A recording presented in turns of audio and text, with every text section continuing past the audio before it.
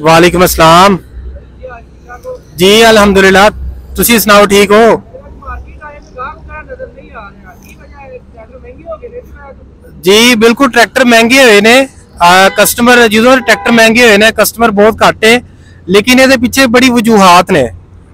Tractor बिल्कुल महंगा है, लेकिन ये वजूहात है ने कि सब तो पहले ट्रैक्टर दे विच कुछ पार्ट्स ऐसे ने जेडे इंपोर्टेड लगते हैं, बाहरों आते हैं।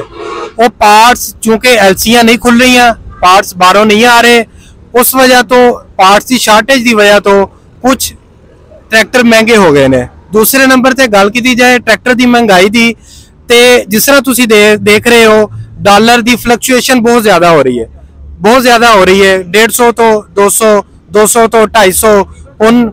हाँ जी, हुन तो ओपन मार्केट के 300 रुपया डॉलर का रेट चल रहा। उस वजह तो जरा हर चीज़ सिर्फ ट्रैक्टर ही नहीं बल्कि हर चीज़ डबल होती जा रही है, डबल होती जा रही है। जिस तरह तुम देख रहे हो कि अज तो 1 साल 1.5 साल पहले ट्रैक्टर का जो रेट से 385 का, वो 15,83,400 सी, जबकि हुन 28,60,000 रुपया हो गया है। लेकिन असी जे गल करिए तो ट्रैक्टर फैक्ट्री का कोई कसूर नहीं।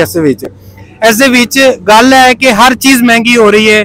लोहा तुसी देख लो, आयरन देख लो, अज तो पहले 150-200 रुपया सी, हुन 300 रुपया केजी का रेट चल रहा है। तो डीजल देख लो तुसी, डीजल का रेट जो 300 रुपया चल रहा है।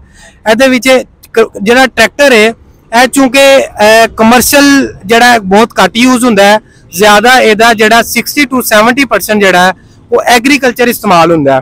तो गौरमेंट को चाहिए कि यदा किसानों जड़ा सबसिडी देवे, ताकि लोग जड़ा घट रेट पर ट्रैक्टर जड़ा खरीद सकन। तो लोगों जड़ा एग्रीकल्चर मैकेनाइजेशन है उन्होंने असी अपने मुल्क दे विच इंप्रूव करिए।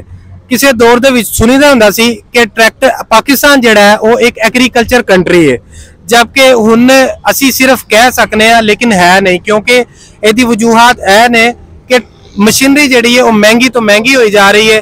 तो जड़ा आम छोटा किसान है उन्होंने अप्रोच नहीं कर पा रहा, जिस वजह तो साड़ी जी एग्रीकल्चर है और पिछे होई जा रही है।